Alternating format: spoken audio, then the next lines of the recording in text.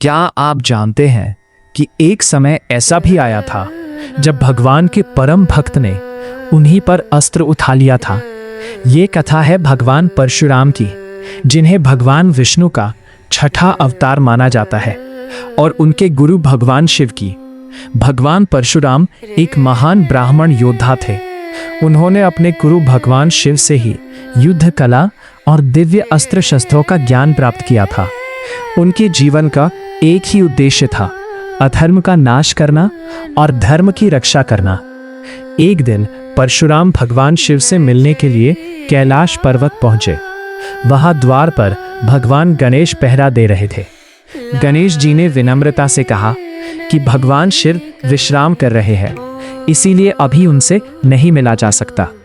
लेकिन परशुराम को ये बात अच्छी नहीं लगी। उन्हें लगा कि उनका अपमान किया जा रहा है। क्रोध में आकर परशुराम ने जबरदस्ती अंदर जाने का प्रयास किया, लेकिन गणेश जी ने उन्हें रोक दिया। इसी बात को लेकर दोनों के बीच विवाद बढ़ गया।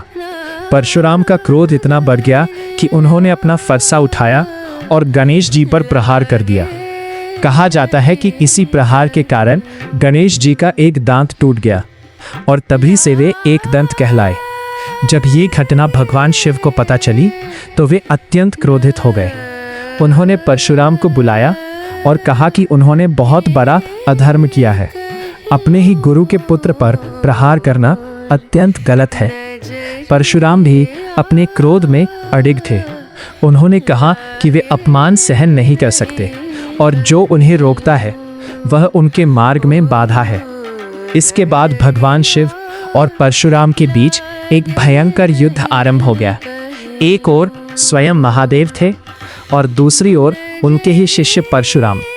दोनों के बीच ऐसा युद्ध हुआ कि आकाश कांप उठा और पृथ्वी डोलने लगी। देवता भी इस अद्भुत युद्ध को देखकर आश्चर्यचकित और भयभीत हो गए। परशुराम ने अपने फरसे से कई प्रहार किए, लेकिन भगवान शिव ने अपने त्रिशूल से हर वार को रोक दिया। युद्ध लंबे समय तक चलता रहा, लेकिन अंत में भगवान शिव ने अपनी दिव्य शक्ति से परशुराम को शांत कर दिया। युद्ध के शांत होते ही परशुराम को अपनी गलती का एहसास हुआ। उन्हें समझ आया कि उन्होंने क्रोध में आकर अपने गुरु और उनके पुत्र के साथ अनुचित व्यवहार किया है। वे तुरंत भगवान शिव के चरणों में गिर पड़े और उनसे क्षमा मांगने लगे। भगवान शिव का हृदय करुणा से भरा हुआ है। उन्होंने परशुराम को क्षमा कर दिया और उन्हें समझाया कि क्रोध मनुष्य का सबसे बड़ा शत्रु होता है। ये कथा हमें सिखाती है कि चाहे व्यक्ति कितना भी शक्तिशाली क्यों ना हो, यदि वह अपने क्रोध और अहंकार पर नियंत्रण नहीं रखता तो वह स्वयं ही अपने पतन का कारण बन सकता है।